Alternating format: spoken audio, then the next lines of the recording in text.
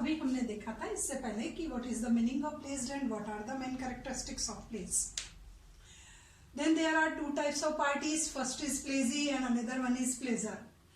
Plazy is known as banker and lender, and placer is known as borrower, as individual persons. It may be possible कि it is an individual person or not.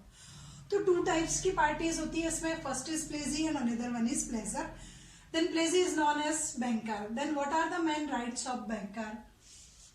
Banks के through जब इस styles का जो है place के through loans provide किया जाता है तो एटलीस्ट बैंक को कौन कौन से राइट्स मिलते हैं. Then first of all, first right is to retain the goods until pay the debt by the borrowers.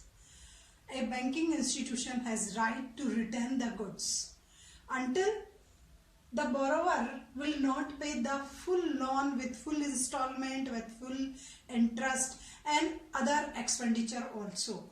Borrowers के थ्रू जब तक other expenditure, installment, interest, full loan को पे नहीं किया जाता, then banking institution has right to retain the goods. उसको rights है कि वो उस goods को retain करे, hold करे, right to lien उस पर उसका है. Second rights of banking institutions.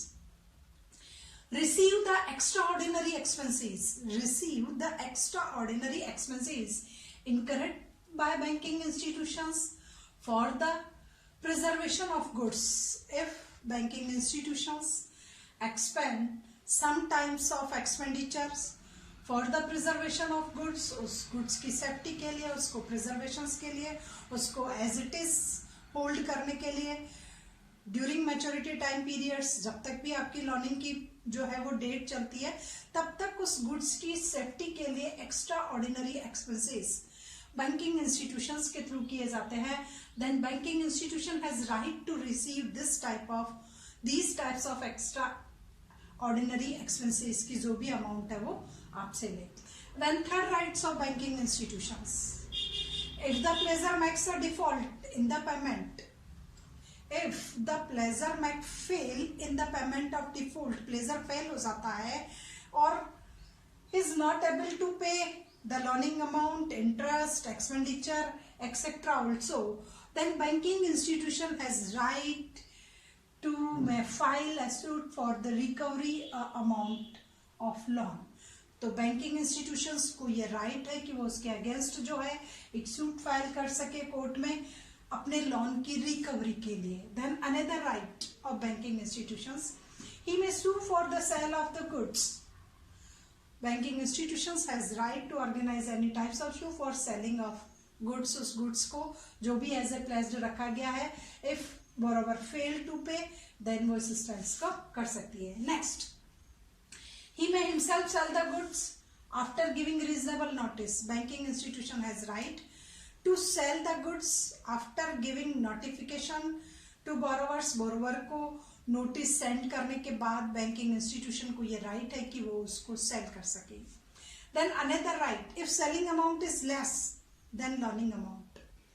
If a banking institutions, bank borrower fail and banking institution want to sell, or banking institutions sell the movable assets to third party, but the receiving amount or selling amount is less than the loaning amount.